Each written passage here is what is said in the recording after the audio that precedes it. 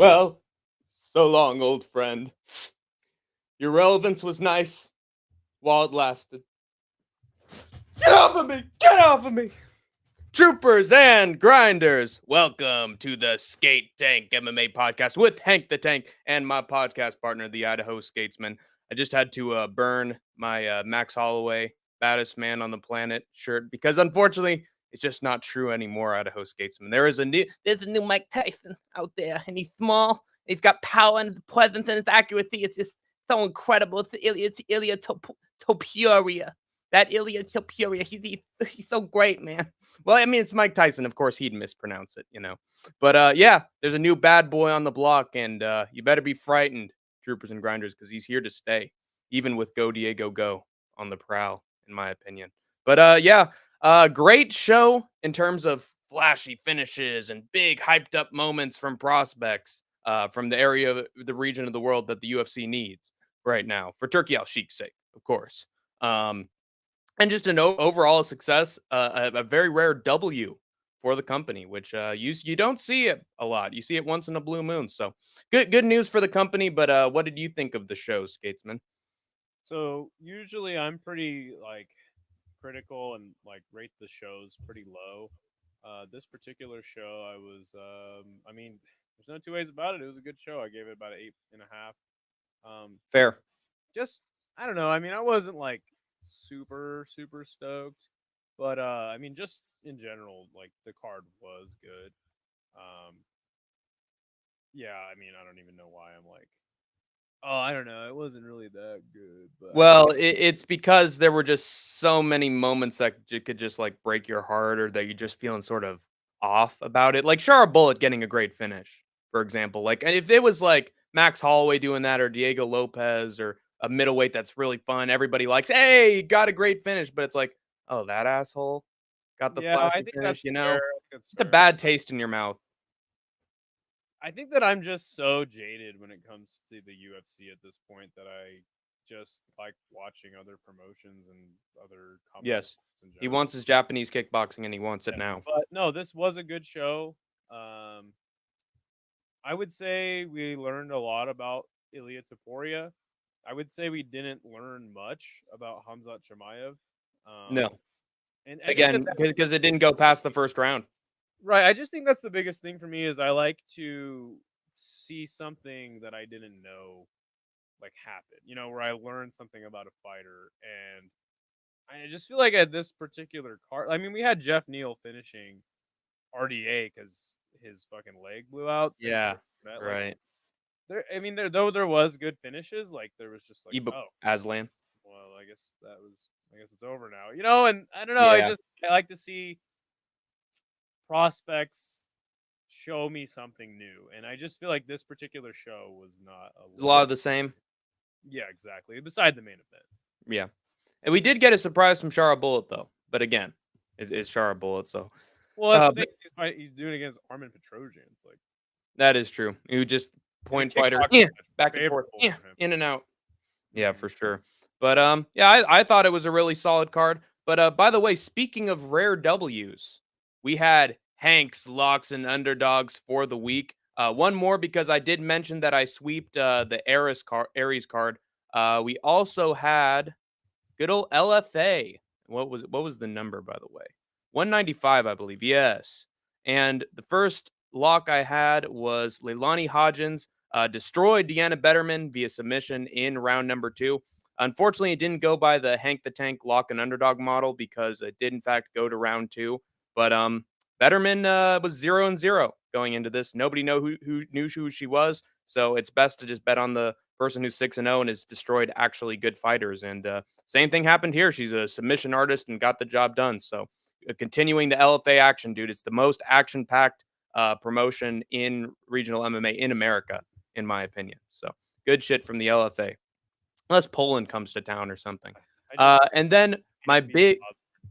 my big underdog for the card, good old Dante Shiro. I knew it would be because AJ Fletcher lost to a 4-3 guy by decision before this. And to be fair, Dante Shiro was getting pieced up by AJ Fletcher. He was out grappled in moments. Like, this was not a great performance from Dante Shiro, But all you have to do is just outlast AJ Fletcher, and eventually he's gonna trip, fall down, get the back, and you get the backpack. That's a rap. That's the way it was for good old Dante Shiro. Backpack. Yeah. So, and I believe Isha's friend said that he was like a brother or relative or like good friends with like Dante Shiro. So must be good for him that Dante got it done against AJ Fletcher. Biggest win of his career. So good shit. And good shit from Hank the Tank, too. Did you have other locks and underdogs? No. There was Aries and then there was LFA. So one thing that Hank the Tank did save was the regional MMA promotions. He saved his picks on Tapology. But the one thing he did not save was his Tapology picks. So we have no data I don't know why I'm doing this with my hands, but we have no data to go off of here. But for the Tapology League, we did have Gary getting the win, which is unfortunate. But had Dougie Davis up there, has Mula down at 6, my good friend Sparks at 10, Paulman at 12. And here we go. Here's the Idaho Skatesman finishing 16th. Are you kidding me? With 9 out of 13 correct. Wait, hold on. It's not moving this week, but some other notable names up here, I guess. Granite, Sean, Denial, all fucking right here at the bottom of the barrel. And Roberto Hernandez actually at 24, which is sort of interesting. Yes. Oh, I wasn't. Sorry. There you go. Good boy. 16. Yes, Roberto Hernandez at 24, Sean Moody, Granite, and Denial all the way down. That's expected. That's expected. Bottom of the barrel. So scroll up a bit. Let me see where you placed. Oh, I placed 16th. Sorry, I was scrolling on a different page. Yeah, I think I am in maybe 9. I think I'm in 19th place. Well, if I were on the league, I can actually tell because you didn't. I had the Hank the Tank very official scoreboard scoring criteria, so makes all the sense in the world. I've got Kobe in the place. Kobe. Cool Breeze. What is up? He says, will MMA ever be an Olympic sport? No, I don't think so, because there are too many organizations and too much craziness. I mean, it is to the point where, like, breakdancing is a sport, so honestly, like, they have room. And they got the fucking kangaroo girls, so you know what? They could probably have MMA. That's the human cockfighting. That's breakdancing, so might as well have MMA in there.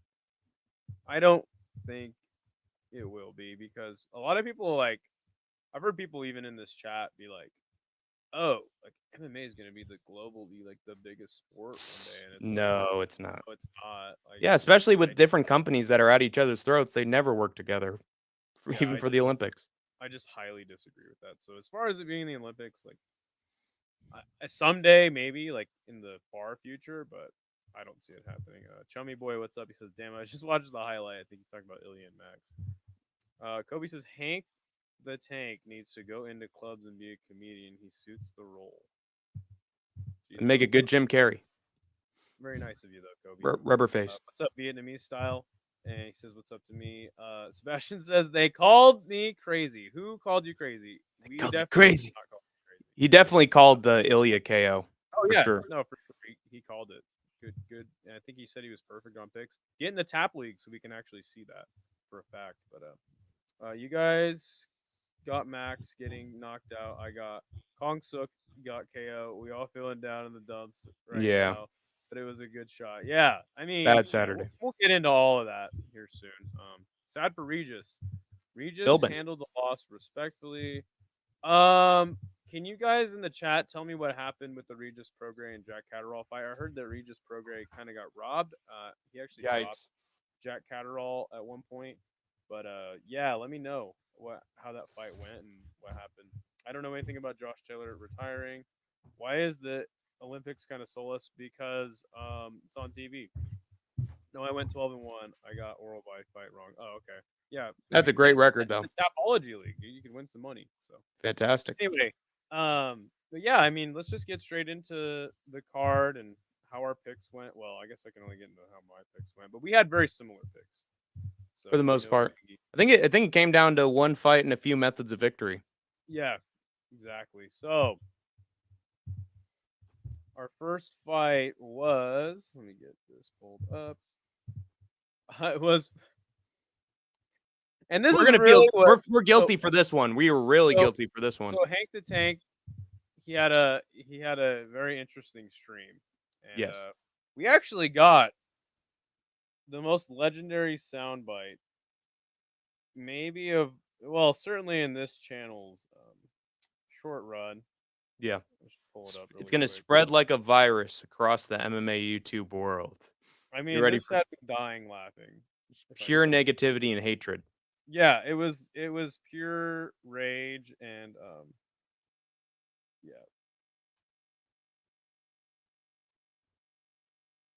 Oh. I don't give It didn't come through too much, but I can recreate it right now if you want me to. No, hold on. Let me get it. Well, let's hear it clearer, folks. Give him 1 second. Technical. Here, let me try that. Let me try it with my own thing. Wait, did you ever send that? Oh, yes, you did send that to me. Oh God. Oh, Jesus, where is it? There we go. All Oh, quiet. Sorry. right, let's see if this one works. Here we go. Fuck if the decision's rigged. I don't give a fuck if the decision's rigged. Lovely, lovely stuff. That was Hank's just crash out time. But anyway, Crash out this party. really kicked off his saltiness and just overall general anguish. Yeah, it's with such a the shame that it was at the very start of the show too. Right. So I'm gonna turn my mic up a little bit. But Rinat Fakhratinov, he gets the robbery decision win over Mr. Carlos Leal. Now, did Rinat like just get his ass whooped and 10-8'd for the whole time? No, he did not. Rinat actually he hung in there. Yeah. He didn't look terrible. But in my opinion, Carlos Leal just the better fighter on the night. Looked much better than Rinat did. In my opinion, clearly won every single round. There was some times when Rinat was the biggest thing was he couldn't get Carlos down, couldn't hold him down, couldn't really implement his game. Yeah.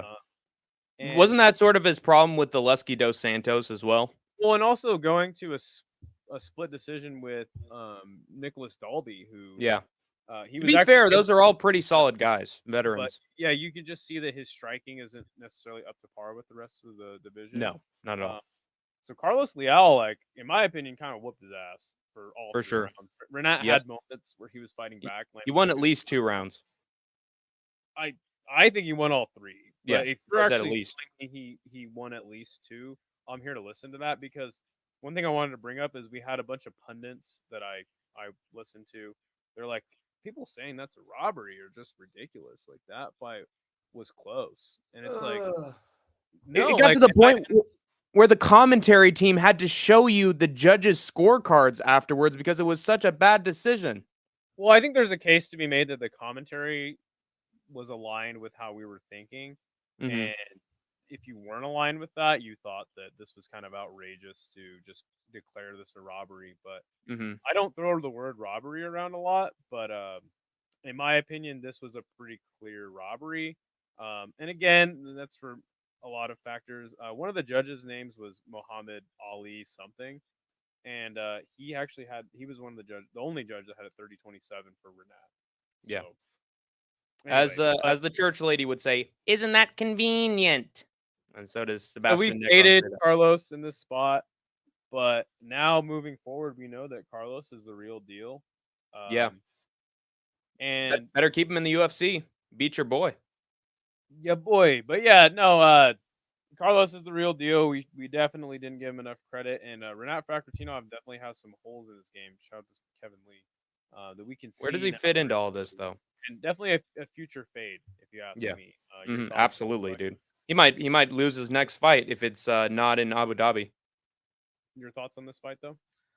Yeah, I think you called it perfectly. I think that Fakhratinov just couldn't get his takedowns completed, and on the feet, Leal was just hitting him with big combinations. You could tell, like, even you know how there's always the saying that even though he looked absolutely awful and his face was destroyed everywhere, like he still won enough rounds that he got the fight. Like, he got beaten up and his face was all red all over, and he lost almost every single round. So, it's a combination of visually he looks like shit, and in terms of the rounds, he looked like shit, and they still gave it to him, which I think is just outright corruption. And again, you could just tell by the names of some of the judges who are doing the scorecards. There might be some seedy business here. And again, started this card off on the wrong foot. I was already in a bad state of mind after this, and Yeah, certainly. but And, I like, will admit that my rising anger would only be my own fault, though it would come from paranoia, which is justified because it's in Abu Dhabi. Okay. Pacers getting crazy again. Sebastian says this was one of the worst robberies of the year. Yeah, it was pretty bad. I mean, what just thinking It's about it. definitely the worst robbery in recent memory. Yeah, and by that I But mean 2 weeks ago. there you go. So I think that's probably why people would be saying that. But in my opinion, like, there's been some pretty bad robberies this year. They just don't come to mind at the moment. I think the one with Sherrier and Mariscal was pretty bad as well, because it really did seem like Morgan got that shit. Sebastian says, fun fact, all Muslim-related fighters have gone 16-0 in the last 3 Abu Dhabi cards. How convenient. No, I think one lost this night. We're going to go over that. But yeah. I mean, okay, so I guess we can get into this now. It's like, I think that's more, and just to my point earlier, it's like, there was a lot of favorable matchups, but even in that, like, we didn't learn a lot about said Muslim prospects in general. For the most part. Although So there were some times that they surprised me, like especially with Hamzat. I mean, you said that we didn't learn anything with Hamzat, but I will say that, like, before, when he had the choke on Kevin Lee, took him forever to get that choke in. Like, Lee would not go out. It took him like 2 or 3 minutes when he had the back. But this time he did it with just a different hold entirely. So honestly, I was impressed with Hamzat, and I didn't expect to be impressed coming out of that performance at all. And then with Shara as well, I wasn't expecting that. So there were a few, but I think for the most part, I think you're right, Skatesman. yeah, I didn't know that Hamzat choked out Kevin Lee. That's interesting. Oh, I mean Li Jingliang. Sorry, the Lees. I get them mistaken. So the next fight was Ishmael Narudia versus Bruno Silva. I didn't watch this fight super close. Some people were saying it was a close fight. From my eye, like, Narudia just kind of implemented his game, and Bruno Silva never was able to really get out of first gear. Do you have any, like, differing opinion on that? Like I said, didn't watch this one super close. He put his combinations together. He had Bruno Silva on the back foot for most of this fight. Like, I don't recall part of this where Silva was, he's pouring on the aggression. Now he has Nordiev backed up. Oh, they're swing. I mean, there were times that they were swinging, but it was almost always Nordiev that got the better of the exchanges. And Silva just looked sort of beaten and worn down. Like, this is the fight where he's washed and it's time to cut him, in my opinion. So No, didn't seem that close to me. Next fight was Farid Basharat versus Victor Hugo. And again, we've had the same picks for all these ones up to this point. Most of them. Yep. So yeah, Farid definitely won this fight, and he looked pretty good. But I was more impressed with Victor Hugo in a loss. Like, he gave Farid a lot of problems in this fight, and especially, like, everywhere too, in the grappling, in the striking. Very impressed with Victor Hugo's performance against an undefeated prospect. Don't hate the performance from Farid. I'm not trying to knock him, but yeah, he had a tough fight, and I think we're learning a little bit more that, like, he's still in development, and definitely not like the breakthrough fighter that him and his brother appeared to be when they were fighting lower level competition, which I just didn't know enough about Victor Hugo, so I went the safe route and went with the decision, and I think that in hindsight that was smart.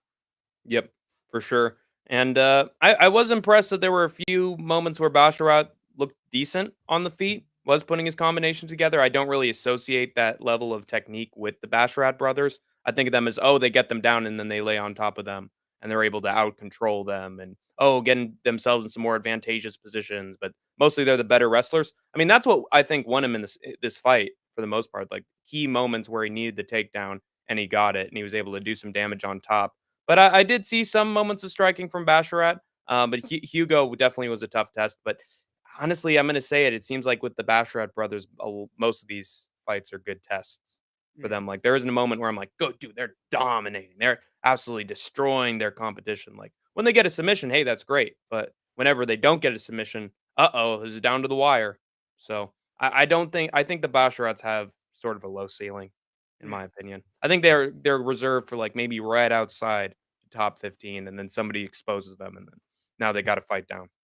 Good shit. I love it. Next fight.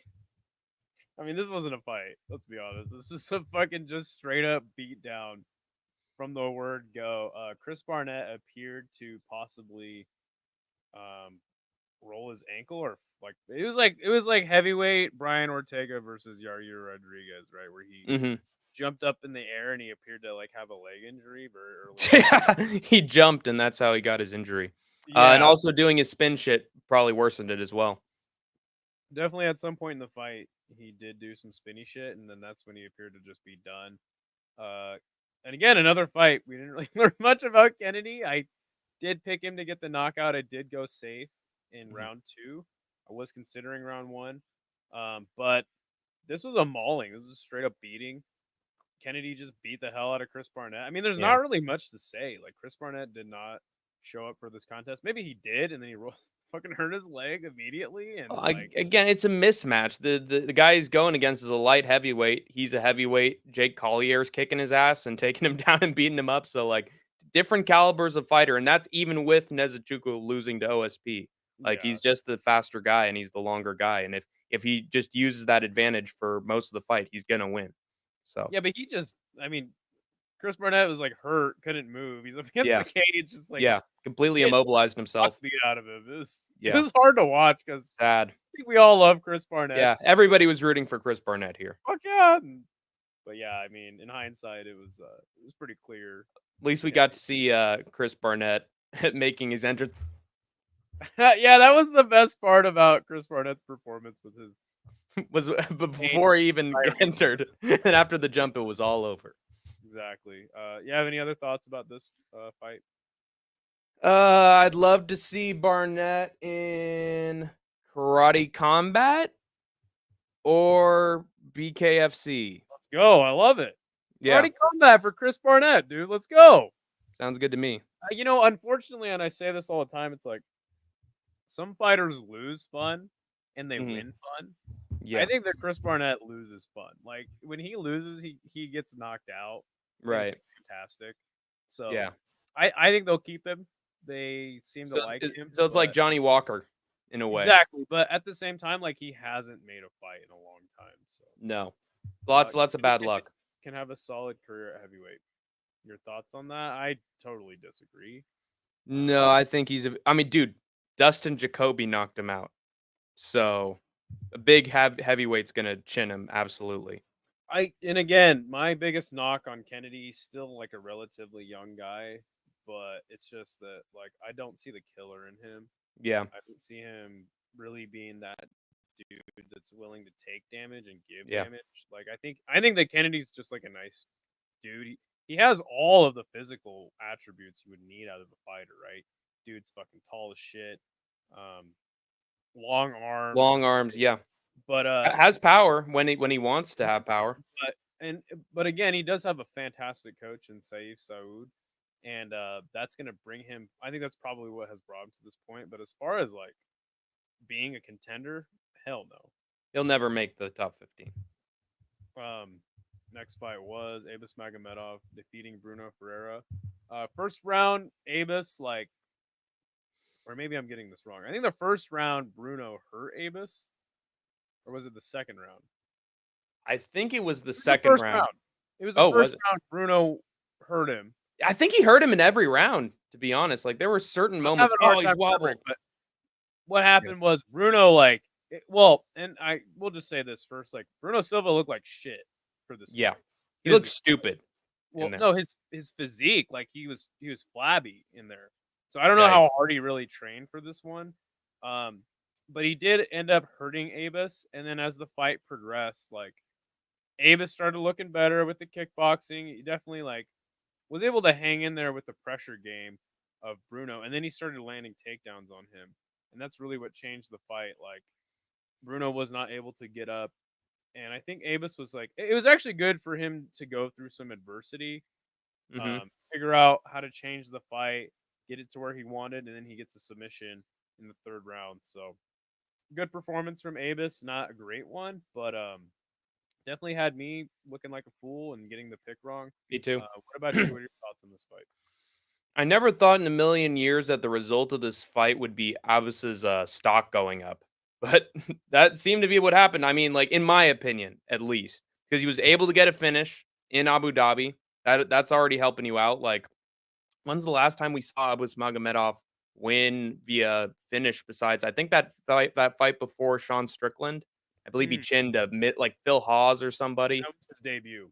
Yeah, and, he hasn't looked all that impressive since and has gone to lots of boring decisions, but, this he pushed a good fight out of Bruno Ferreira. Bruno Ferreira pushed himself to a good fight as well in moments, but I think what lost Bruno was the fight was just whenever he hurt Abus, instead of just going, "Oh, man, I cracked him with a 1-2, I'm gonna hit him with another 1-2 to put him out," he'd be like, "Spin shit." Big head kick. Oh, I'm gonna do it in big flashy style. Like, dude, you're fighting a wrestler. You can't do anything with kicks or crazy spin stuff because he's gonna take advantage of the momentum and get you down. And so I think Bruno Ferreira just needs to learn patience. Where he hurts someone, dude. Okay, now I need to keep my hips square, and I need to wait, push him up against the cage, and just start going through the guard. But just never learned how to do that. Seems like Bruno's someone who always needs to like find a long range shot that's Mm. gonna put you out. And because of that, like he's not that great in the pocket. Like he's very like frenetic and chaotic in there to the point where he's gonna get taken down by someone who sees the good position to get a takedown. So I honestly think that if Bruno had kept it on the feet in round 3 and kept delivering damage to Abbas, and I know that we're in Abu Dhabi, so who knows what the scorecard could have been after round 3, but if he'd have just kept it on the feet and cracked him a few more times in round 3, he would have won this thing by decision in any other country. Well, But again, you have to take into account that I just thought that he physically did not show up for this, yeah, like as far as his training goes. But I think you mhm, make a fantastic point. Like there's fighters like that, right? They're just looking for that one big shot.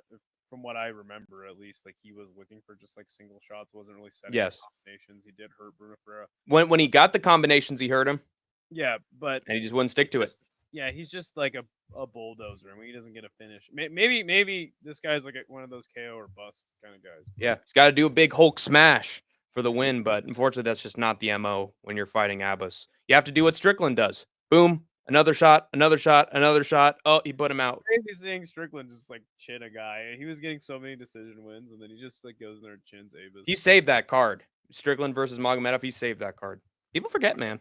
The next fight we get into is Mateusz Rebecki versus Mixabek Orobai. So this is where we got the fantastic soundbite, and this fight was fucking sick. It got fight of the night. Rebecki, dude, how sick is it that Rebecki basically looked the same he did after the CDF fight, but he actually won this time. You know what I'm saying? Yeah, yeah. Both these men beat the absolute fuck Tar out of each other. yeah, this fight had everything: takedowns, fucking grappling exchanges, fucking crazy strikes on the feet, both men hurting each other. Yeah, By smashed the each end other of on the round ground. one, you could Bloody. see that Oralbai had this huge fucking hematoma underneath his eye. I think that You was from a thought head maybe clash. Oh, okay.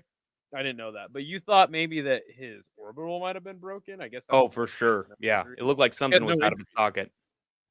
Yeah, it looked like something was broken or hanging out of him. It was so gross. And I think that that's what really affected his performance heading into the second and third. Yeah. But yeah, I mean, this fight was so sick. Rebecki, dude, this guy's always a fucking pretty fucking fun Crap. fight, dude. Yeah.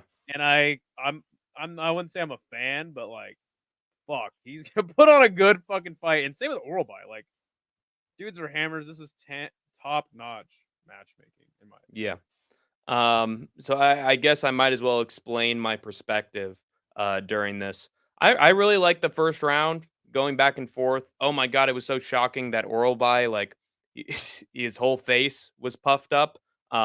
He was looking like a caveman after a dude had bonked him with the club. The welt started and He's very lucky that the doctor didn't stop it. And he's lucky that he still had a little bit of seeing room. Like I could see the little slit in there. Because if it had taken any more damage, it would have been Oh, like fucking well, Benoit I just Saint want to Denis. tell you, at the end of round 1, the doctor checked him. And Mhm. actually, I want to say, like, I don't think the commentary was bad tonight.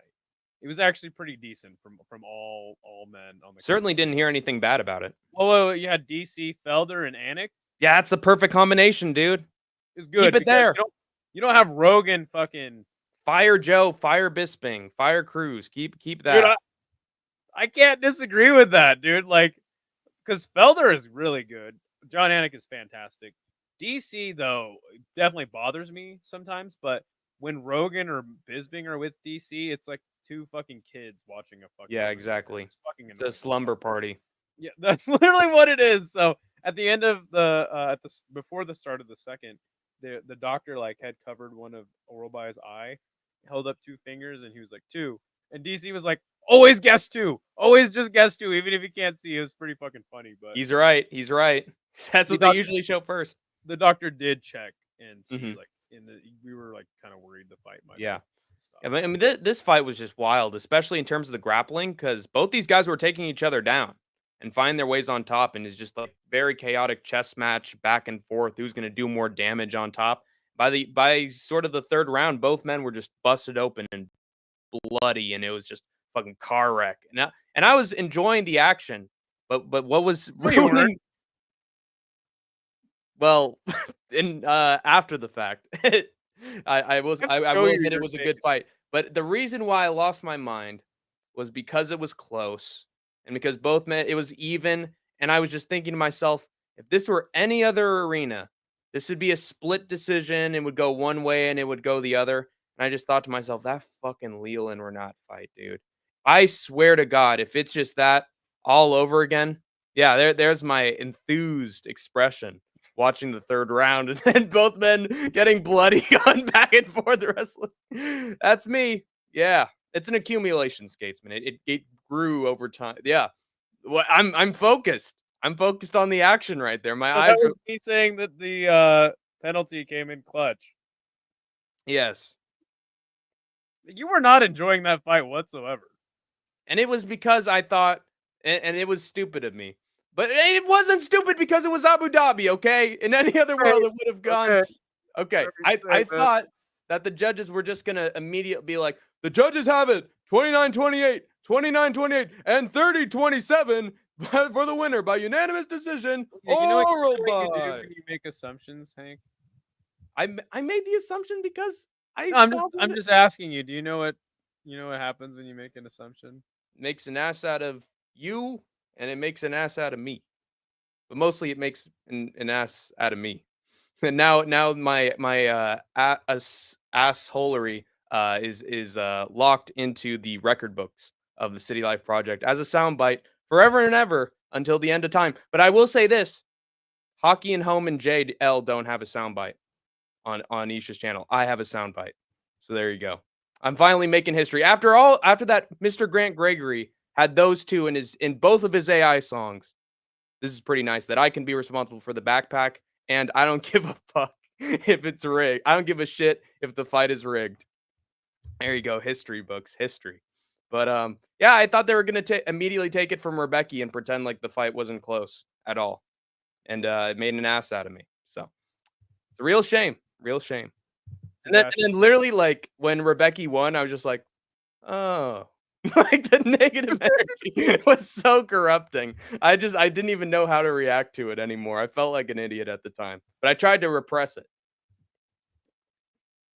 It's a tornado, man. Says he does not like DC. He doesn't watch footage. Well, I don't either, but I also am not being paid by the UFC to commentate. Yes. DC will make bold claims about fighters that are just not true. He publicly stated that he has someone watching fights for him. Yeah, we all know about that with the Dominic Cruz and him beef. So yeah, I mean, Yeah, seeing the dude, comments. if you had money and you were DC, like, wouldn't you just pay somebody to do analysis for you too?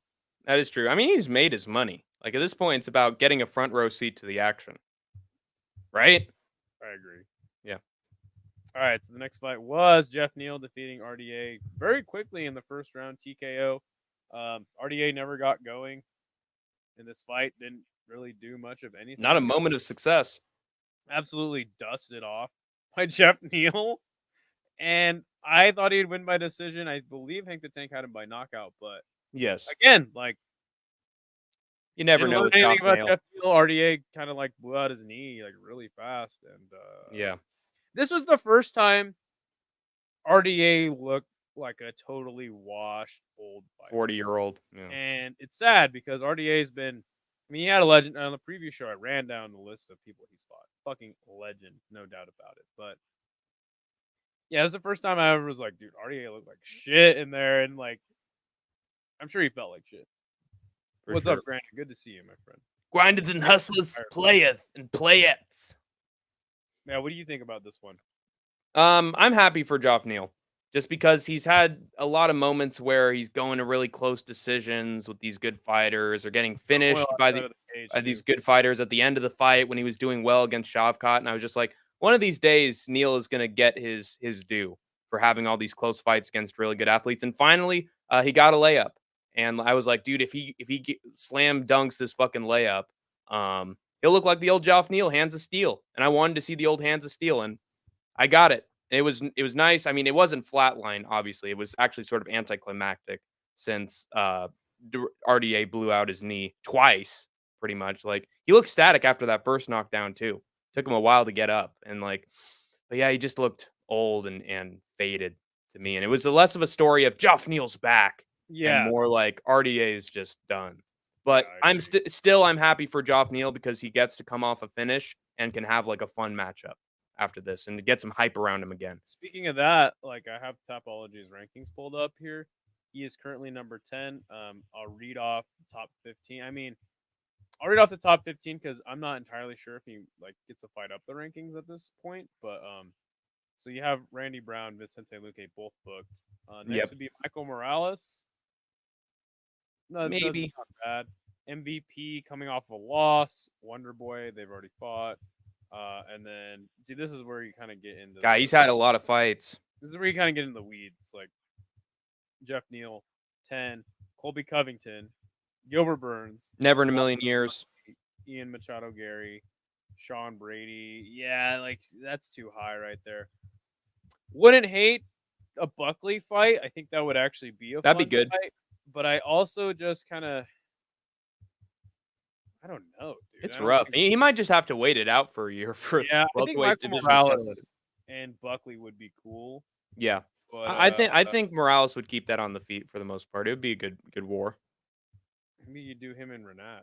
No, that's completely undeserved. If anything, I think he serves someone lower than his current rank does or not.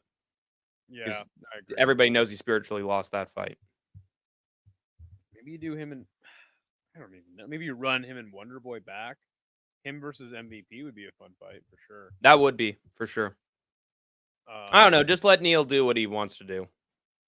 Mario Bautista and Jeff Neal, dude. Yes. Have him move up 2 weight classes. 135er, bro. Yeah. Satisfying KO by Neal. You are a sick bastard. I didn't find it satisfying, dude. RDA, it wasn't at all. RDA dropped Gamrot, dude. I felt sad as shit that he looked like a Sebastian's is a sick man, we've learned. So the next fight is Ibo Aslan versus Rafael. Whatever his name is. 50 seconds it only took for Ibo to get this one done. He just rushed and blitzed. Rafael wasn't close for a second. He beat the hell out of him. Beats him up on the against the cage, and that's all she wrote. 50 seconds in. Yeah, this might be my dumbest prediction yet, like my greatest failure as a prediction. Like, I mean, since Hyder Emil and the Korean Tiger, which played out pretty much the exact same way, where it's like all action, all going back and forth. But honestly, this wasn't even back and forth. It was one-way traffic. As soon as Aslan hit Cerqueira with the shot, he shelled up against the cage. He didn't even throw anything back. Like, even when Aslan was like, I need to take a breath, he was like, what are you doing? You're supposed to be throwing at me. What's going on here? Like, he just got stuck. He frozen like Elsa as a statue, and he's done. He had literally no heart to him. But I will say, I watched some MMA predictors' reactions to the fight, and one of them said, dude, I remember this happened on the regionals with this one guy at heavyweight where he cracked him with a shot and then he just stuck in place. So Hmm. we should have seen the signs coming. Unfortunately, I didn't. So it is what I it just is. picked him because they moved him up from the prelims to the main card. Yeah, Or weird, dude. higher up the prelims. Yeah, No, crazy I ass. just picked the main card. You know, I'm really happy for Ibo Aslan though, because he had that really close fight with the Pleasure Man, and people were like, Anton Turkaush, poor guy, he's the Pleasure Man, he can't get cut from the UFC, the name value alone, man. But Aslan had a really close fight with him, and we know that Anton Turkaush sucks, so you know he's not he's really the bottom of the barrel. So we're like, oh man, that means Aslan might be really low caliber, like against someone who's a weight class above him in Brazil, and he just makes clean work of him. Like that is pretty impressive. Although I will say he had next to no resistance after he hit his opponent with a big shot. So maybe we didn't learn all that much about him, but still, it's good to see Aslan getting a clean sweep round 1 KO when he had such a close fight with the Pleasure Man. It is an Why was improvement. your In my name opinion. Pleasure Man, and then you just like grapple people? I hate that guy. I'm so Yeah. glad you got rid of him. Thank you, Ibo Aslan. Sebastian says if you saw Sicario walk in the walkout, he looked very nervous and out of it. Mm. You never know with these Brazilians on short notice, dude. They fucking beat Naimov or they pull this. So Sebastian says me and my boys hate Batista. Well, that's your opinion, man. I think your boys represent 98% of the MMA community. I mean, I don't hate a lot of Batista. boys. I picked him to win that fight, and I'm glad he won. Yes. It did win. I don't think it was a robbery either. So. Got the JL impression of Jose Aldo. Granite says Prograis was winning, got tired in the ninth. Catterall knocked him on his ass 2 times. He lost. Oh, okay. Thank you. Thanks for watching back in the Granite. That takes dedication. I wasn't sure what happened, so thank you, Granite. I appreciate Nice. that. So yeah, we move on to the next fight. I'll be right back. Just getting the glass. Sharaputin Magomedov defeating Armin Petrosian. This was actually a really good fight. For as long as it did last. Shara never like seemed to gas. It was pretty back and forth. Armin was landing some good with the hands, especially like he was getting off some good hooks. I thought that this fight would be a case of the kicks of Shara versus the punches of Armin, but I think that Shara actually had pretty good hands in this fight. And not only did he have good hands, but he had good spinning backhands. He lands that sequence where he spins. It was so sick to see him spin this way. Doesn't land it. He gets blocked, and then he just says, "Fuck it, I'm gonna spin the other way." At the same time, and he just clips Armin. Now, it was a fantastic knockout. Don't get me wrong. As oh, this is fucking funny. Sebastian says, "You're a hit L2XA, bro. Had a UFC 5 combo." It looked just like it. It actually did. You're right. That's sick. Now the knockout was good. It was great because it was something new. They dubbed it the Shara Bullet. Love it. Love everything about it. But Almighty. correct me, like push back on me if I'm wrong, but I'm not sitting here saying Armin wasn't out and he wasn't on his way out. Just the stoppage seemed a little bit premature to me. He goes down and then immediately the ref's like, "Nope, this is over." Am I wrong? Well, Let that go a little longer. The thing is, like, I feel like when referees, you know, the first thing they ask someone who's a downed opponent is like, fight back, fight back. And so if they don't, they show that they're not fighting back and they're submitting to their opponent, they wave it off. And so he hit the back fist, he falls. The referee actually sort of pauses for a second, and then the fighter curled up like this, like, oh no, don't do it anymore, I'm done. So I think the referee, like, visually, that signified to the referee that it was over, and so he waved it off. And so Yeah, but is this not intelligent defense? I guess, but like at the same time, sometimes it's just like he didn't even know that he was coming, and he just was like preparing for him to just hit him with a big shot afterwards. So there's covering up, and then there's I'm intelligently defending myself, and it's hard to tell the difference. So I wouldn't say it was a terrible stoppage, but it's definitely an ambiguous stoppage. Yeah, and again, it's like you'd rather it be too early than too late. Right. For fighters' brains and everything like that. But yeah, man, Sharaputin, he gets it done, man. Fucking sick for him. But this is a favorable matchup for sure. And again, I didn't learn anything about Shara other than like the dude can hit double spinning back fist. yeah. Trying to find him here on the rankings at the moment. He's pretty fucking far down here. Could I give my interpretation of the fight? Yeah, go ahead. Yeah. Yeah, I think you could argue that Armin might have taken the first round in that fight. Like he had more leg kicks than SharaMagomedov did when he came in with the combinations. He was slicker because Shara would hit him with a good counter shot, but we never saw a moment like, oh, big 1-2 from Shara. It was mostly like Armin, ooh, he comes in with a big shot, and Shara's, oh, he countered him, he got him with a nice jab. It landed, but it's like I feel like Petrosian was landing more clean and more impactful with most of his strikes for this thing. Very close rounds, so I can understand you going either way with who won him, but the fact that this was close, again, like not great for SharaMagomedov without the spin shit that was perfectly timed. Like, and like Sebastian Negron is saying, like now we have proof that the UFC fighters they look at the video game because like Max always doing his crazy spinning wheel kick shit. And then, dude, I have done reverse back fists before, one to the left and one to the right. So this dude must have seen UFC 5 in his mind's like, okay, so when I miss the left, then I must do the right, braza. And he just caught him flush. So I gotta admit it was sick. I fucking hate Shara Bullet. I think he's a weasel for what he did at that escalator with the young couple and what he did after they fought. Like if you watch the footage, you know the deal.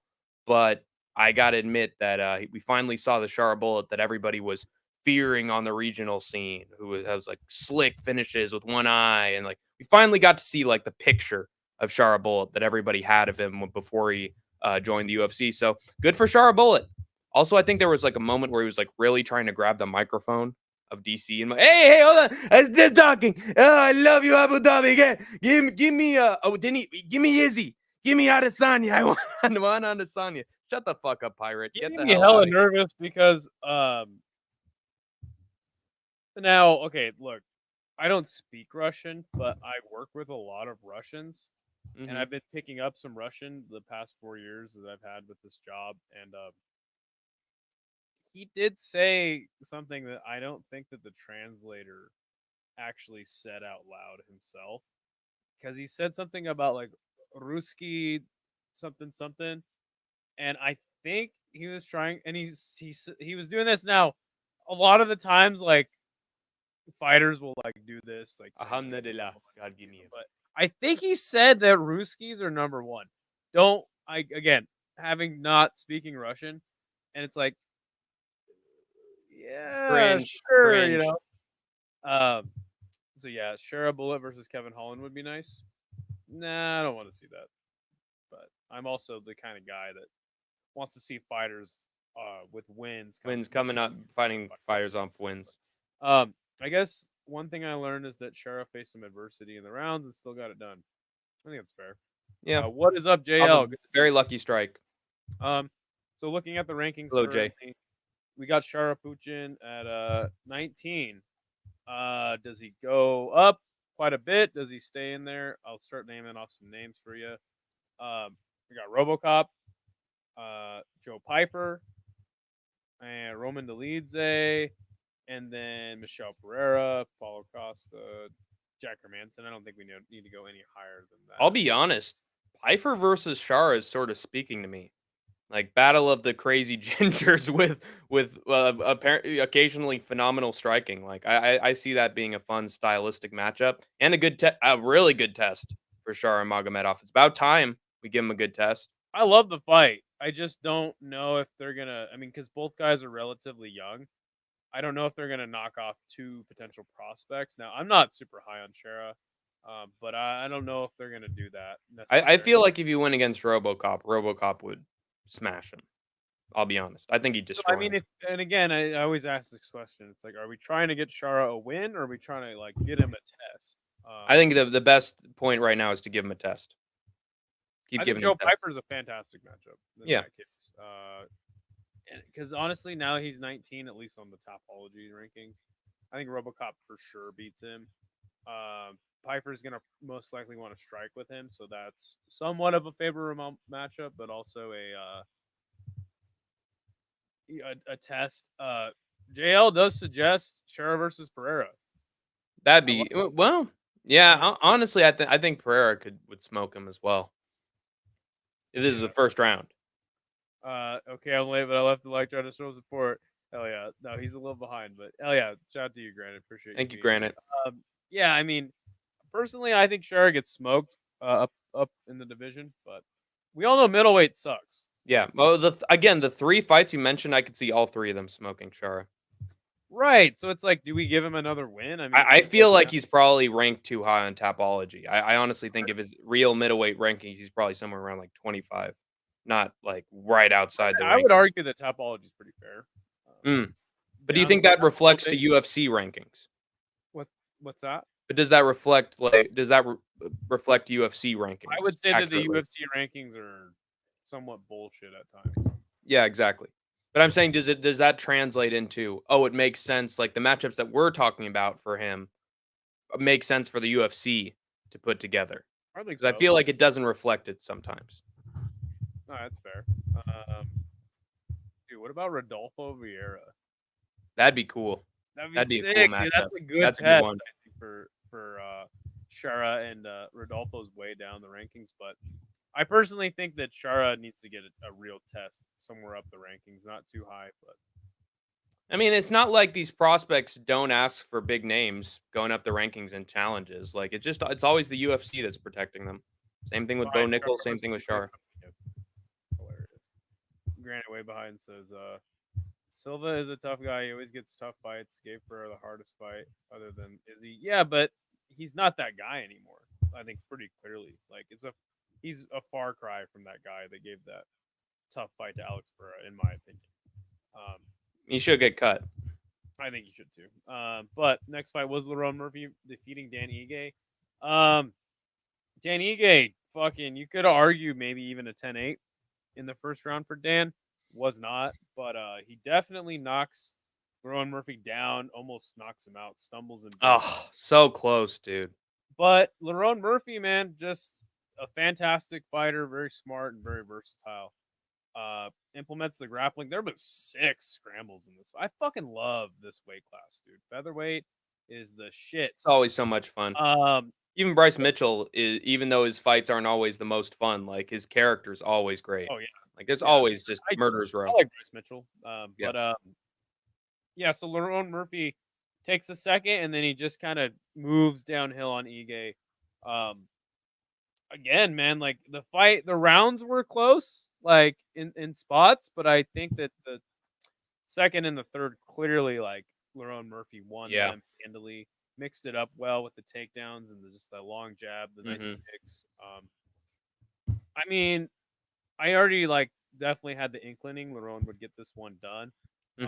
And fucking A, dude, this guy, how could you not love Dan Ige? Yeah. Always in a sick fight unless it's on 3 hours notice. But yeah, man, fucking, he's a dog. He hung in there. He never stopped trying. But Lerone Murphy was just better on this night, and maybe on a different night he catches him with that one big shot.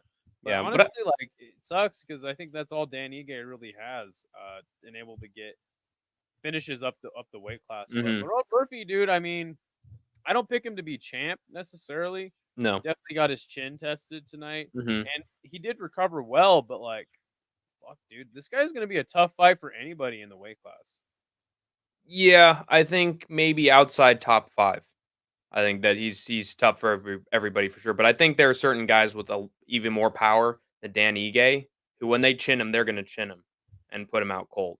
I just think there are guys that are better finishers. Maybe not more like single punch power. I mean, obviously, we're going to talk about the champion in the weight class, but I think that there's some guys that definitely set up that knockout shot a little better. Yeah, I think there was a moment where Ige could have won this fight, and it's when he was on top in round 3. But instead of like delivering elbows, punches on top, like he kept scrambling with him to get into better positions, and that lost him the fight because he didn't do any damage. And then when Lerone was able to reverse on it, Lerone actually knew how to get some damage once he was on Ige's. Once Ige was on bottom, so difference in approach to attacks on top, I'll say, is what determined this thing. And Lerone's more used to it, whereas Ige sort of looked like a fish out of water. So as far as what's next for Lerone, they have him at 11.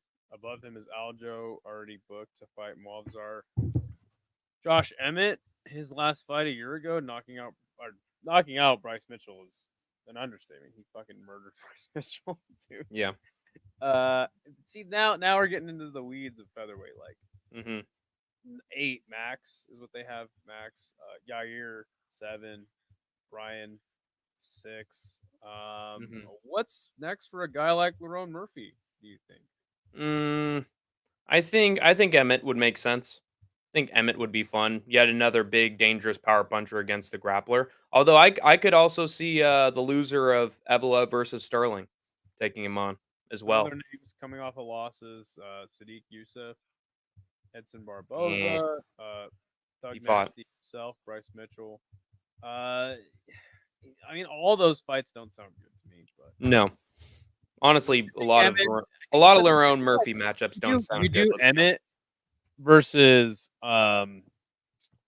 you do Emmett versus Lerone Murphy. It's the same fight, Right. the same As- exact fight. Yeah. He Except says Calvin Cater versus Lerone Murphy. Let me tell you about Calvin Cater, my good friend. He is coming off of 3 losses in a row. One of those being a TKO. You really want to see undefeated fucking Lerone Murphy take on Calvin Cater coming off of 3 and fucking losses? again, Sebastian Sadistic. Oh, true. That's right. IC for Barnett. Spinning wheel kick. Definitely credit combat. Hell yeah. What's up, Paulman? Good to see you. Cater and Murphy, you guys are crazy. He's coming off of Calvin Well, Cater's coming off with 3 losses. And in the Lerone granted, Murphy's he has undefeated. he has his own reasons for Cater. He's from Boston, so Hey, what do you? he loves every matchup for Cater. Thank you for bringing that up. I think that unfortunately, Ron Murphy's gonna have to wait around for some shit to happen. You got guys like Yair and Ortega clogging up the fucking weight class. What's that year doing? Honestly, that would. I mean, it is too big a Dude, jump up. I mean, But he is honestly, coming off of 2 losses, right? but Yair just kind of sits around and waits for a big fight. Like he does not. This is a guy the UFC cut at one point for not fighting enough, not accepting fights. So Sheesh. I don't know. I don't think he takes that fight. I think the T City fight is more doable. I think Brian Ortega is going to move up to 155 Yeah. himself. I honestly don't think Lerone Murphy has enough hype on him for the Ortega fight. Yeah, I agree. Yeah, I think that's probably his biggest problem. Definitely, yeah, I think he's gonna have to wait around for something to happen. So Yep. move on. Next fight was Magomed Ankalaev, Alexander Rakic. Nothing surprised me in this fight. This fight went basically exactly how I thought it would go. The difference is I thought that there would potentially be some grappling from Magomed Ankalaev. He didn't shoot a single takedown. This fight was not good. Mhm. Magomed Ankalaev won the entire fight pretty handily. Alexander Rakic got off a few strikes, good for him. But Magomed Ankalaev, I mean, I did say in the preview show the threat of the takedown is what makes his striking so good. Alexander Rakic, in my opinion, both men were so patient in this fight, and it just Too caused it patient. to be a shitty fight that sucked ass. And I'm actually really surprised. Well, actually, I'll let you get into your analysis of this fight. Yeah, I was Real just quick, I'll say what's up to Paradox. Good to see you, man. Hi, Paradox the chat, Hank the Tank. What is fucking going on, Hank? But yeah, it was a battle of the leg kick versus the head strikes. And it seemed that Ankalaev had the better head strikes out of the two of them and was putting them out there more frequently, landing with more accuracy. And then Rakic, he was really reliant on, chewing up Rakic's legs, since obviously he didn't do so great with that Yan fight where his legs were reduced to mush over time. And, that maybe that could open himself up to the striking and landing some headshots, but never happened.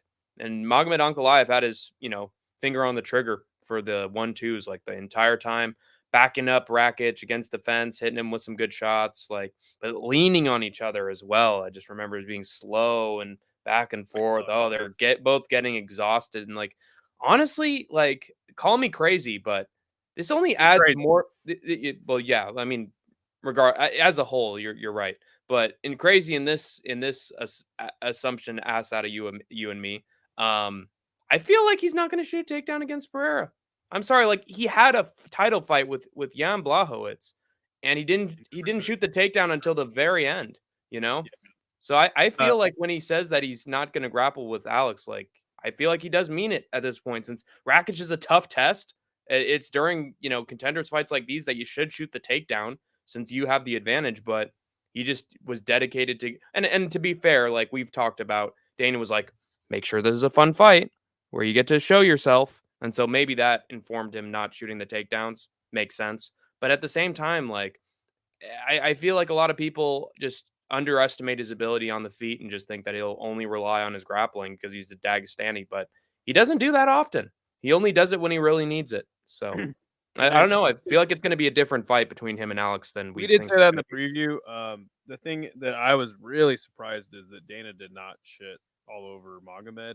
And now that I'm thinking about it, it's probably because he was in the Middle East, right? He's not gonna shit on Magomed Ankalaev like when all his supporters are around. So He'll shit on Francis though every chance he gets. oh yeah, we had a long talk about that in the instant reaction. But Sebastian with another just absolutely terrible matchmaking suggestion. He says, "Oh, sorry, I thought you meant Magomed Ankalaev versus Roundtree." Oh, no, no. actually, this is a good match. Oh. Ass out of you and me, Skatesman. No, I just read it wrong. Yeah, I actually like that fight. Let's go. That's actually a sick fight. But obviously, the next fight is Ankalaev versus Alex Pereira. Come on. People shockingly want that fight too. I personally think that if he doesn't shoot a takedown against Alex, like the Ankalaev that was in this fight gets fucking destroyed by Alex Pereira. No question about it. So when you say you don't think he's gonna shoot a takedown, maybe he won't because he'll be knocked out cold on the canvas already. But I do think that if he doesn't wrestle with Alex Pereira, he's a fucking idiot. Like straight up. Like he has to wrestle with Alex. A lot of light heavyweights are idiots. That's the only reason why we think he has a chance. Yeah. I'm glad you said that most light heavyweights are like that because you're exactly right. They want to get into this macho man fucking contest with the baddest man on the planet.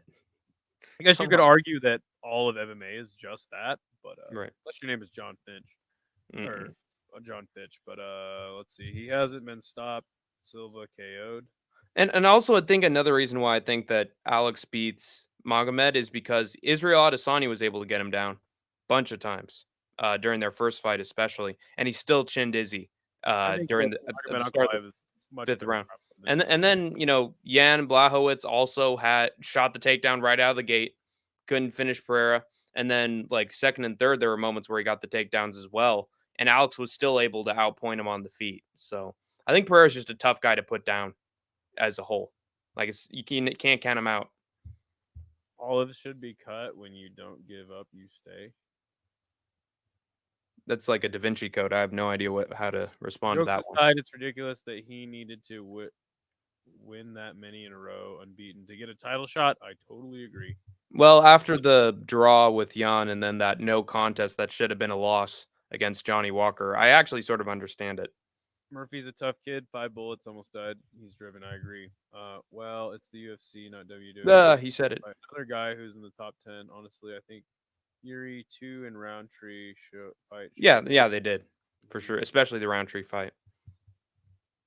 I don't know what he's trying to say. I know we don't like Magomed, but he's so much more deserving than anyone else. And he was before this fight. 100% agree with you, Paradox. I think what JL's trying to say is that with contenders in wrestling, like they have to keep fighting guys that they shouldn't be fighting at all because the company's not ready for them to fight for the belt yet. So they'll actually push them off for specific months or parts of the year to get the title fight. Whereas like in UFC and MMA, hey, you do really well, you're supposed to get the shot out of the gate. This is a sport. If you're the number one contender, you're the number one contender. It's not always like that. It's not. Really, I mean, the UFC is trying to put the biggest fight together at the most convenient time. That's UFC, I don't think the biggest fight was Roundtree and Pereira. Like that's a little crazy of them. Again, but based on convenience and who's available. Right. Anyway. Next fight was Khamzat Chimaev defeating Robert Whittaker via sub in round 1. So I officially had picked Bobby Knuckles, Robert Whittaker on this show. Let me tell you, though, I made some money on Khamzat Chimaev because, I mean, I don't mean to sound like that guy, but because I can't really say I knew this was going to happen because clearly it shows my pick is on the screen. I did pick Robert Whittaker to win. But I had a feeling that Robert Whittaker was going to go out in the first round, and that feeling was right. So thank you, Hamzat, making me some money. But actually, this is just a classic me thing. Like anytime a fighter I really like is about to fight, put money on their opponent because, you know what? I want some money. So Hamzat Chimaev, man, he shoots a takedown immediately, gets Robert Whittaker to the ground. Robert Whittaker does a fantastic job of defending for as long as it lasted, which As was long as he about could. 3 minutes. And then Hamzat, like, he had attempted a few chokes on the back for a little bit. Yeah. But yeah, he gets this choke in, and turns out it was a face crank. And one thing that was interesting to me is like it wasn't a proper, obviously it wasn't a proper choke, but he wasn't in proper position for it. Instead of being like totally flat on Robert Whittaker's back, he was a little bit off to the side. Now he wasn't totally on the side, but he was a little bit off to That's the why side. it's a crank. And he put in the choke like this, and Yeah. I was like, "Oh, he's gonna slip out." Like, I'm like, "Oh, like perfect, he's gonna slip out," and then immediately he taps, and we're like, What? Why? "What the fuck? Why did he tap so fast?" Like, did not understand. Until later after the fights had happened. Like, you see that picture, and we have it in the thumbnail. His teeth, all his fronts pushed in. Looks like he has a retainer, and it like fell out. No, those are his teeth, and they're all pushed in. I'd be tapping like a bitch if my teeth Immediately. got pushed in. You know, it reminds me of the Luke Rockhold versus Mike Perry, right? Mhm. When you see Luke just quit, you're like, what happened? And he shows his teeth, and they're all fucking pushed in. You're like, ooh, fuck. Yep. So yeah, Hamzat gets it done. I mean, I hate to be the Hank the Tank guy here, but it's like, I mean, it's sick, but like, I didn't learn anything new about Hamzat Chimaev. And to me, it doesn't matter if he beat Robert Whittaker, who again is one of my favorite fighters. Like, just again, I didn't really learn anything. I really wanted to see what would happen in the third, fourth, and fifth rounds of this contest. But that's just me, I guess. Your thoughts? Yeah, like it's just so weird that Whitaker like just almost never stood a chance as soon as he was getting taken down. Like there were spots where he could have gotten up, but then Chimaev would move his leg around Whitaker's legs and just drag him down. Like Chimaev's just a Venus flytrap. Once you're on him, you're stuck. And he's just gonna keep on pulling it, pushing it, pulling it tighter and tighter and tighter. And you have to just pray that you're able to do something quick to get out of it, or the fly trap's gonna fucking trap you, and you're done. He's gonna eat you. So as soon as he got a hold of Chimaev's legs and was just got that different grip strength and wasn't letting go, like Robert Whittaker was gonna get taken down. It was just the perfect shot of Hamzat. I need to replay and rewatch like how he got so close to Whittaker right out of the gate. To Does like it every time he gets a yeah, first round exactly. finish. And so I was thinking, So fast and dynamic with his double leg. so Whittaker's got to be ready for this since it's what Chimaev does every single time. But it seems like no matter how much you train, and this guy trained for Chimaev for like half a year, Yeah. right? And he's had no response and no solution to it. So now I'm a little afraid of this guy, Chimaev, and I thought I'd never would be again after that Usman fight. But yeah, be very afraid, and like now you got a real challenge for you, Drickus. So I mean, Drickus is a great grappler too, and he's got power too. Like, I mean, like Skatesman said, we didn't learn too much about Chimaev, and again, we didn't see that second round, but who knows what would have happened if we did see that second round. But definitely restored the aura of Hamzat Chimaev, especially when you see that picture of the teeth getting pushed in. Like, I think the UFC needed this to make that fight between Chimaev and either the number one contender or the champion like means something. So this is exactly what they got. So huge for Chimaev. Coming in. Not gonna lie, that Robert fight left me speechless. Shocking how fast Robert got smoked. Not to me, dude. Like, and that's the one thing I said is it's like Hamzat Chimaev is extremely dangerous in the first round. So if Hamzat Chimaev gets a first round finish, I will not be surprised. And it happened. Don't want to brag, but I did say Hamzat Chimaev ragdoll. You guys had all the reasons to be skeptical. Again, I wasn't skeptical. At least somebody admitted that we had a reason to be skeptical. Like nobody else. Everybody else is just like, see, should have been doubting. Yeah, he was gonna get him every single time. Anything up with Rob's jaw, not taking anything away from Hamzat, but it did. Is his jaw broken? I don't think his jaw is broken. Is that confirmed? I think it was shattered. I think it was broken. All right. Well, I need you to pull that up, Jamie. Pull There that was a up. line. I don't. I know his teeth got pushed in. I don't know if his jaw is broken. I remember before Alascara fight, he was getting work done on his teeth. Oh, interesting. Chimaev is a problem. He needs a 5-round run though. Yeah, for sure. Oh, Kaio versus Hamza, bro. I mean, I like the matchup, but like,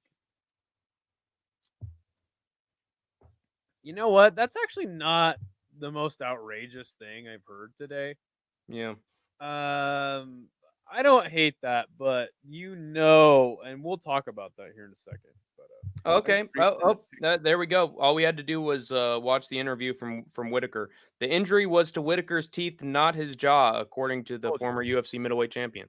Good job, Idaho Skatesman. I think the reason I picked Boris was because he is insanely strong. I mean, he takes it. Yeah.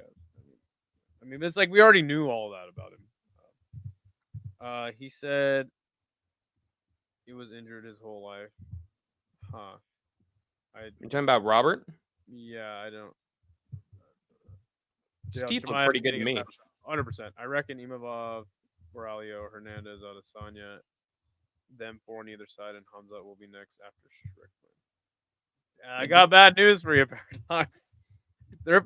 And honestly, like, don't be surprised if the UFC still gives it to Strickland. Like with middleweight title shots, they're terrible with them. Video game sponsors. He owns a gym. Should retire. I mean, I really like Whittaker, so I wouldn't hate that, but I think he's still got some good fights left in him. Pereira beats him in grappling with Glover for 5 years. He deserves that fight with Alex. Tough fights, no layups. Still on the Bruno Silva train. Look, so the thing is that if you're Dricus Duplessis, who would you rather fight? Sean Strickland again? Or Hamzat Chimaev main event South Africa? Ooh, the fact that you mentioned South Africa as the venue, I think he would choose South Africa in a heartbeat. Like, but either way, like, it doesn't matter the venue. Like, you're the champion. You're getting pay-per-view points for the contest. Like, you're gonna fucking fight Hamzat Chimaev. Yeah, that is true, and I think he can also feel like he can survive Hamzat, and then in round 2, I love the fight. Love the fight because it's Dricus Duplessis who is he good at MMA? We don't actually know if he's good at MMA. He's just that fight with Izzy was all over the place. Yeah, like he's just a fucking tough son of a bitch. This is, I think, that Don Davis in the promotion to Francis versus Bruno Pereira, or what the fuck is that guy's name that he just beat? Bruno Pereira. Yeah, is that his name? He said that was King Kong versus Godzilla. No. Dricus Duplessis versus Chimaev is King Kong versus Godzilla. These dudes are just gonna fucking go at each other with Rock'em Sock'em. I mean, it's gonna be amazing. I fucking love that fight. I would rather see that fight over the Sean Strickland match. What about you? Hamzat's definitely shooting the takedown out of the gate. What about you? I think that would definitely be fun. I honestly think that if Strickland and DDP were to have the rematch, I think DDP chins Sean, unfortunately, just because I feel like DDP is going to be, he's just had more fights. I feel like he's going to time Sean better since they've already fought, and eventually he's just going to catch him with a big shot. I feel like it's going to be less competitive. That's my opinion. But I just, if you're the UFC, this is a question I posed in the instant reaction. Like, if you're the UFC, do you want Hamzat Chimaev as your champion? Here's a guy who cannot fight in the United States. He can only fight in very particular places. He has a known issue with getting sick. I don't know. Like, me personally, obviously the UFC would love to have Hamzat as a champion. I'm not trying to say they wouldn't. I predict if he does get the belt, like, he's not going to be a long reigning champion. Not necessarily saying the UFC cares about that, but I guess I'm just posing the question. Yeah, like, I think long term, what does the Hamzat Chimaev title reign look like? Yeah, long term, I think it's a bad investment. I think I easily see like him being booked for a title fight, and then he got in with the Right. illness. He's And then they have to immunocompromised. They'll have to strip him scramble from the again. belt and give it to somebody else. So yeah, it's going to be unfortunate. Definitely the biggest concern with old Hamza Chimaev. So get to the main event. Apparently, his son also has an illness, which is actually sort of sad. He said in a pre-fight press conference that his son is like dealing with his own immunocompromised disease. So rough stuff for his whole like lineage, man. It's bad. So we get to the main event finally. Ilya Taporia chins old Max Holloway, TKO in the third round. Shit, man, that's crazy. First round I gave it to Ilya, and the second round I gave it to Max. Now, when I was watching in the City Life Project live chat, Isha had it flipped. He had Max round one, Ilya round two, or yeah, and from my eye, after the third round had started, I was like, oh, like, and watching the second round, I was like, oh, dude, Max got this. Like, he's gonna start moving downhill on Ilya. And it just kind of appeared that way to me. And then all Yeah. of a sudden, like I said in the preview show, like it's the three of Ilya, and he had not landed a three up to this point. Um, and it was just a one straight right hand. Wasn't on the chin. It was like right here, like right in the middle of Max's face. And it just wobbles Max. And we're like, Yeah. oh shit, Max is fucking wobbled. And he seemed to recover okay.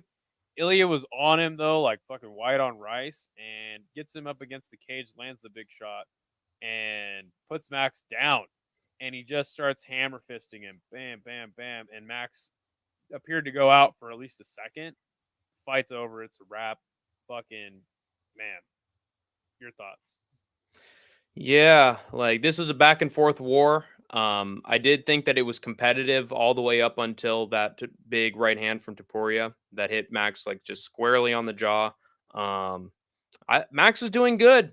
He was doing a good job, especially in the second round. He was trying to put the combinations together. He was actually hitting Ilya with shots that were backing him up. Like how often do you see that? Like Volk was able to hit him with a few 1-2s, but Ilya was always pressuring forward. But Max was hitting him with stuff where it's like, oh God, I got to get back. And like it's just crazy how much more like Max's there's just seems to be more impact to his shots. Like didn't feel like it before. It felt like he was like death by 1,000 cuts. Like I'm hitting you with small shots, and none of them are like snapping your head back, but it's like they are landing. Whereas this one, it's like, holy shit, Ilya's like, whoa, whoa, that was a crazy combination from Max. So it's like, wow, dude, Max could get him by TKO if he keeps this up. Like it was surprising, but dude, Taporia just keeps on pushing forward, and he will find the shot that he wants on you. Like he's just a tough SOB. Like I'd almost compare him to like the Dricus Duplessis and the Pereiras of the UFC champions, where it's like you could beat him up, you could stumble him, but as soon as they catch you, you're in trouble. You're done. So yeah, you Now- can't let him catch you.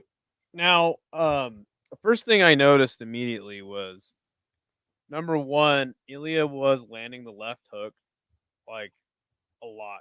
It was very clean on Max Holloway. The second thing I noticed was Max Holloway had a very square guard for this. Did you notice that as well? He's very squared up in this fight. Yeah, He was- and maybe that has something to do with him dealing with a smaller opponent as well as to why he changed his guard. I was going to bring this up. So it was the same stance he had for the first Volk fight. Yep, there you go. And in the second Volk fight, he stood a lot more with one foot behind the Forward. other. I think you make a fantastic point there, but I also think that was to his detriment. And the more squared up stance is going to allow you to get your boxing off a little bit better, in my opinion, with both hands. But Also allows you to get caught. I mean, and let me just preface what I'm about to say with saying, like, we cannot. I was doubting Ilya heading into this one. Mhm. Obviously, I picked Max Holloway to win by decision. Did think a knockout was likely, but also here's Ilya putting out a guy who 34 professional fights. I think it's like 2000 or so. Again, I'm underestimating it or just barely over. Um, 2000 significant strikes had to land in 34 fights before Max Holloway got knocked out. Are you kidding me? Yeah, Are you fucking kidding me, dude? That's unheard of in combat Yeah. sports in general. He's got the greatest chin of all time, maybe besides Still. Vittori. It doesn't matter. It doesn't matter. He still has the greatest chin of all time. But what I will say is there a bit because right now Ilya Taporia is having, I mean, Max DC said something fantastic. He said this is like a guy coming in the UFC and knocking out me and John Jones back to back. I Yeah, think it's totally fair. best in the division. Two of the featherweights, greatest featherweights of all time. He knocked them both out in the same year. Fucking crazy. But it's crazy how flexible the featherweight GOAT status is. Am I right? Like it's Aldo, and then it's Volk, and then it's back to Aldo, and then maybe Max could if he does this. Oh, but no, but Ilya knocked out two of them, so he could be the featherweight GOAT. Like it's always up for grabs. Like not, and I'm not saying that myself. I'm saying that people are it's saying a lot like my argument between Chris Cyborg and Amanda Nunes. Like clearly Amanda Nunes had the better UFC career. Don't think that that's arguable at all. But Chris Cyborg, the longevity of her is unmatched in women's MMA. But I think that you can kind of make that similar argument with like Aldo. But yeah, I think when you talk about who is the best in the UFC, it's debatable. But one thing I just wanted to say is like all that being said, it's like, is there a possibility that again, Volk just coming off of getting head kick knockout, Max Holloway having a relatively easy fight with Justin Gaethje, but again, a guy who we just said has suffered the most significant strikes in UFC history going up against a power puncher, like getting knocked out. Is there a possibility we could be overrating Ilya just a little bit? I think so. I mean, I think in this fight, besides Jai Herbert, like this was the fight where Ilya was getting tagged up the most before he got the knockout. Like we were on the way to saying, "Oh, dude, if Holloway stays alive, he's going to win 2 more rounds and then he's going to win the belt." Like, but then again, Volk won the first round against Ilya as well, so it's not like he's like, dude, he wins every single round. It's like Khabib, he never gets busted open. Like, no, this dude is vulnerable to strikes. Like he has been knocked down before. I compared Ilya Taporia in the instant reaction to Tank Davis. Yeah, it's just a matter of him like eating punishment and just giving it out twofold. But I'm saying he's like Tank Davis because he'll drop rounds to people. Like it's not like he's not gonna lose rounds, but when he catches you, you're done. Like you're just done. He just ices fools. Right. So I don't know. I mean, it'll really take somebody. And Max, he's chin Max, dude. So it's like it's gonna take somebody who can stay alive in there to beat him. Honestly, and again, like, we've never seen. Now listen, we've never seen Diego Lopez get chinned. Haven't seen him get chinned yet. So maybe the young guy has a chance if he stays in there with Ilya enough. We could be close to that. But at the same time, like I feel like most of the featherweights in the division have chins that can easily get cracked. So it's gonna take somebody with a new kind of chin to survive Taporia, in my estimation. That's why I feel like he's like the Tank Davis of fucking the UFC right now. Tommy Boy says nice exploit of the mid guard through Max was looking to counter. Good shit. Max was winning because the dude is just longer and more technical, but it only takes one punch with Ilya. Yep. Yeah, for sure. Max got scrambled when Max's knee can't really find Ilya. Rear hand plant to prevent him from punching. Interesting.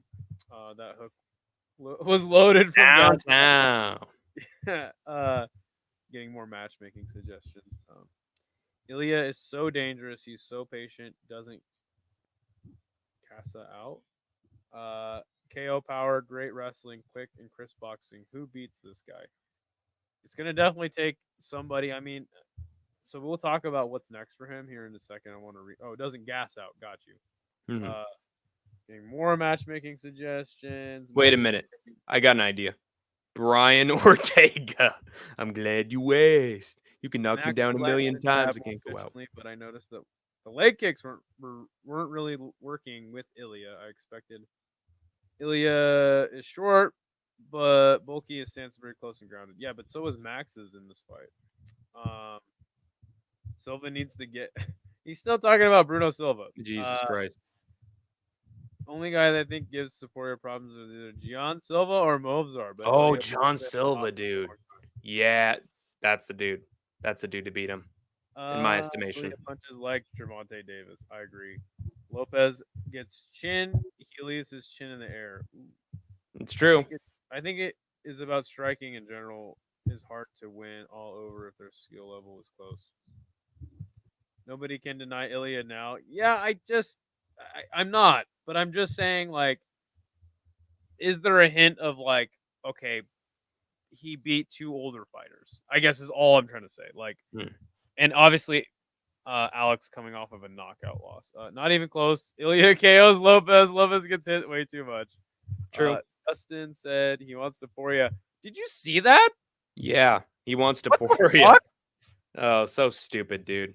Just book yourself a fight against a lightweight or Why a would he welterweight. say What are that? we doing here? He's so stupid, dude. That was so weird. That was like wanted a multi-fight tournament between the lightweights, and Dana was on board. It's like, oh, so this is going over like multiple pay-per-views. No, it's happening in the same night.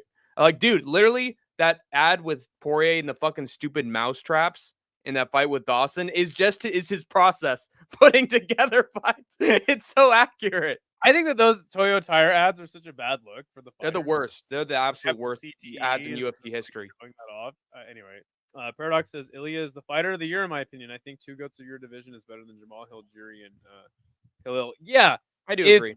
I think that there's a case to be made for Alex. But after thinking about it, I think Ilya is definitely that guy.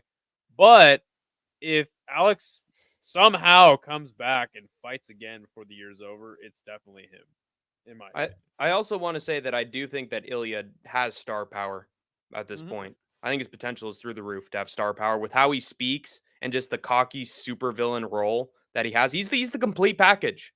He gets finishes, shocking finishes at that. And then I will say, like, maybe there's a little too much delusion on Twitter to the point where everybody like doesn't take him as seriously, like when it's outside the cage. But if he sharpens that a little bit and it just keeps it to like, oh, check out my merch. This is my fucking gym footage. I'm a badass. Watch me train. And then you show the face-to-face interviews where he's like giving the evil mastermind answers to questions. He could easily be a star, in my opinion. Granite says that Ilya was way up on significant strikes. I want to correct him and bring up the stats. I believe that he was only like a few strikes ahead. So that is not correct. Yeah, I wanted to pull up the stats really quick. My Sure. apologies. Go ahead and read some more comments. Max versus Dustin at lightweight isn't crazy, but Ilya, like what? Yeah, he's got his own ideas for sure, So Max, and none of them are good. The significant strike totals read like this: 75 for Ilya and 79 for Max. So yeah, hardly up. And again, it's the UFC, so you can't always trust them on the numbers. Too funny. A lot of fighters we want won't get it now. I did hear that apparently Dana White said that Alex is going to be next for Ilya. I hate that shit so much. It's dumb. Sean Strickland makes a better. Only saving grace of that is that Alex was coming off of a knockout loss and did the UFC a favor. What the fuck do we do with Diego now? Max versus Diego? Like what? Or do you have Diego wait out? Like that's so illogical. CT, you're already kicking in for Dustin. Yeah, Ilya's wins are better, but Alex is so active that I think a joint fighter of the year is appreciated. We can't do that. Been in a lot of wars. Idaho, you are very quiet compared to Hank. Oh shit! Thank you for letting us know. Just as a person, not in terms of my quality. I'll get that fixed. There it is. Yeah. Yeah, they should have done Volk versus Diego instead. I agree. Yep. Brian Ortega also deserves the award. Yeah. We didn't expect it. All right, look, it's 11 p.m. Giving you guys an hour and a half on one card. Holy shit. Talk about. I think we got to get up out of here, though, man. I think we got to end the stream. This has been a super active stream. super thankful for that. Thank you guys for making this stream. Like, this is like literally our best fucking recap show ever. I would say as Yeah. far as attendance. Yeah, in terms of retaining an audience. Yeah, thank you guys so much. I think that it's getting to the point where like we're growing. We have a regular audience. I really, really appreciate all you guys for being in here. We're probably just about halfway to being monetized. So soon enough, there'll be membership potential for you guys. Obviously, like we're never looking for people to just donate to the channel, but it would be greatly appreciated. We're giving you guys almost 7 days. Oh shit! What's that? Hold on. Oh god. Recap, and we didn't have our ticker on the entire time. Oh, that's funny. Oh, go give it to Idaho Skatesman directly. Donations. But yeah, appreciate you guys. We're damn near close to monetization. And it's because of you guys, so we appreciate it. Giving you guys almost 7 days of content a week. No other channels doing that. But yeah, tell us before we get out of here. Tell us what your schedule is. I will be doing Hank the Tank's tier list Tuesdays. This one was which fighters are most likely to become the next P. Diddy, and now we are doing which fighters are most likely to go to heaven, aka who are the nicest fighters in UFC and general MMA history. So change of pace, and then of course we got Hank's Think Tank, and I have no idea what the topics are going to be, but it was a very productive UFC 308. So sure to have a lot of news for you there. And then Idaho Skatesman and Hank the Tank, we will be doing our preview and picks for, I believe it's Moreno versus Albazi. But I think there's some boxing in there too. So we might have a series of regional shows in boxing along with UFC. Western Mass says Paradox the chat is going live. Sick. Go. If you're not subscribed to Paradox's channel, go subscribe to him. And especially a big shout out to Paradox, man. He's been sending over viewers, and he's a good guy. The hell out of you. But yes, Hank the Tank in his video game. It's time to wrap the show up. Lead us out. You have escaped the war zone for now.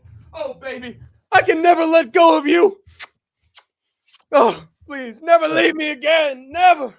I'll never rip you up.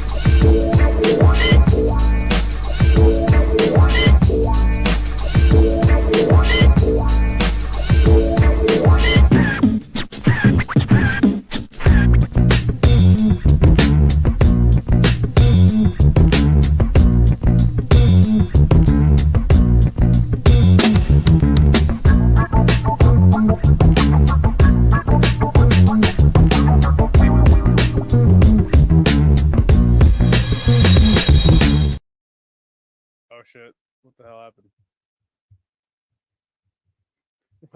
It's not over, dude.